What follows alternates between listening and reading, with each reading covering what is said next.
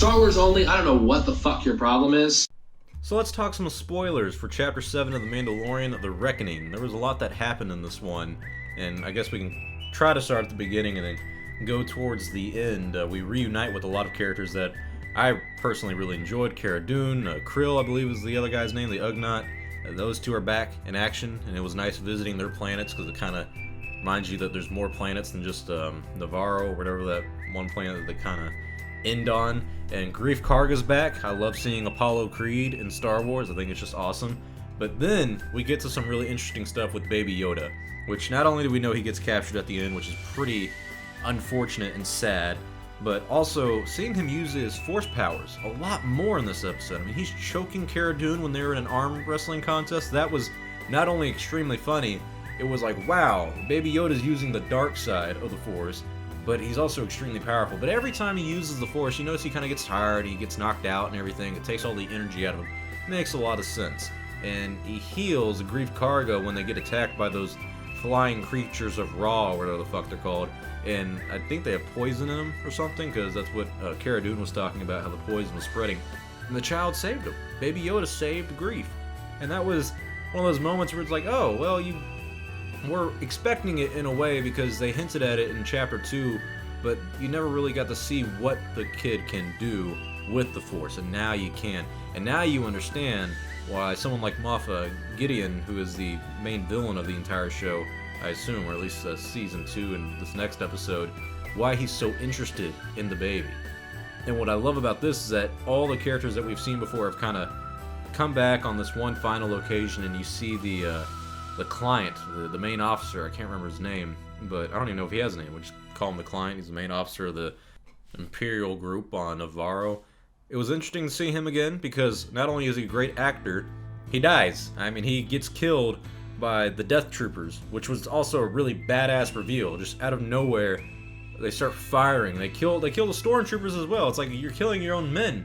You would think they would say, hey, let's, we don't got many of these Stormtroopers lying around. Why are we going to just kill them off?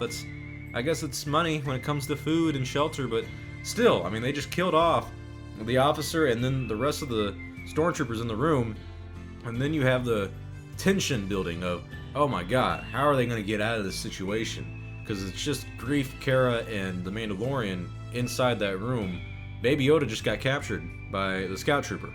And it's like, well, are they going to get him back at the end of Episode 8? They might be able to get out of that situation, but I'm pretty confident we're going to end Episode 8, or Chapter 8, in a pretty dark matter, where Baby Yoda's captured by the Empire, or whatever's left of the Empire, by this new Moff that we have to deal with.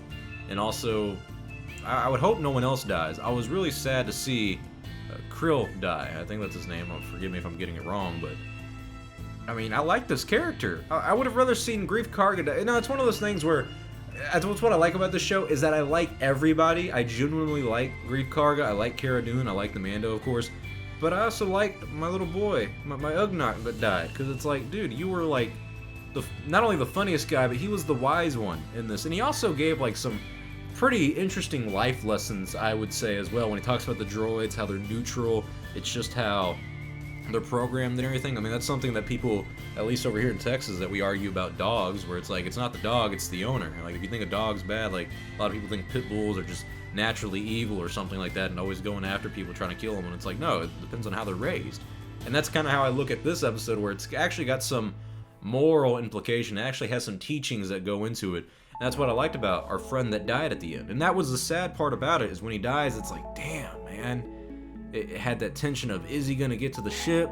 And slowly getting there, he's hustling, and he just missed the mark. And it really sucks. Maybe IG-11 can come out and save him. That was another really cool thing about this episode, is they brought IG-11 back.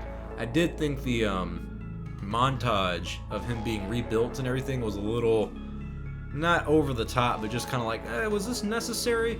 But maybe he saves his maker. He saves the guy who saved him, in a way, kind of ironic there, and brings him back onto the ship and heals him up. Maybe Baby Yoda heals him. We have possibilities like that, but IG-11 being back is fun for a lot of people. Taika Waititi's directing Episode 8, so maybe IG-11 has a bigger role. I could see Taika having a little bit of bias for his character like that. I wouldn't mind it, personally. I'd like to see what IG-11 can do. There's a lot of A lot of story implications going into Chapter 8, my friends. The Mandalorians are still finding a new location. We haven't heard about them since Chapter 3. Can't wait to see what they have to do with the future of the series and if they're going to come back in Chapter 8.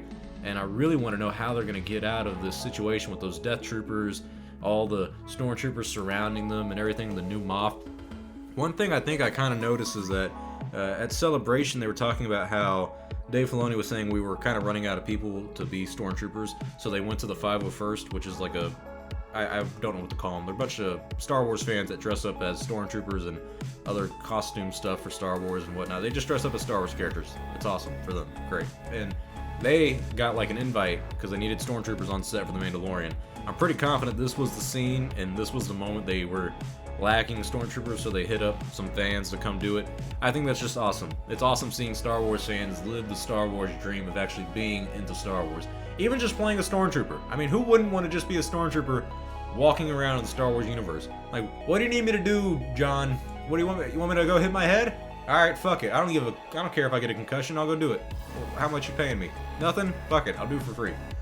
Awesome. I love this episode. Like I said in my last video, 10 out of 10. I thought this was one of the best. If not, I'd probably say this is the best episode of The Mandalorian that we've had so far. Am I wrong to say that? Am I the only one who thinks that? I feel like this was the best paced. I felt like this was the most fun, and it had the most emotion, at least for me.